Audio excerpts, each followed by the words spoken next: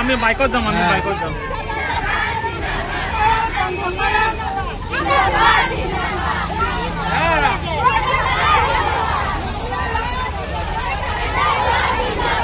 কলকাতাৰ ডক্টৰ মৌমিতা দেৱনাথ কাণ্ডই জোকাৰি গৈছে সমগ্ৰ দেশ। ঠায়ে ঠায়ে বিভিন্ন দল সংগঠনে প্ৰতিবাদ সাব্যস্ত কৰিছে।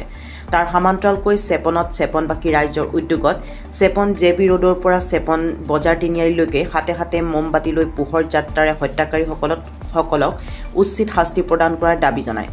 মৌন সমদলৰ অন্তত শ্ৰদ্ধাঞ্জলি অনুষ্ঠান অনুষ্ঠিত কৰি শ্ৰদ্ধাঞ্জলি জ্ঞাপন কৰা হয়। এই সময়ছোৱাত বিজেপিৰ যুৱ নেতা দীপক তাঁতীকে ধৰি ১২শৰো অধিক মহিলাই অংশগ্ৰহণ কৰে।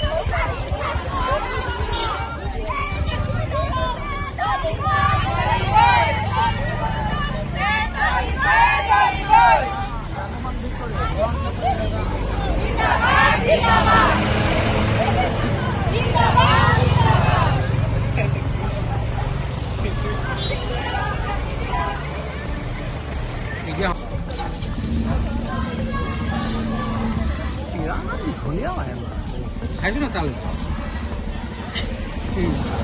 সবচেয়ে ডাঙৰ ওচৰে পাজৰে এইটো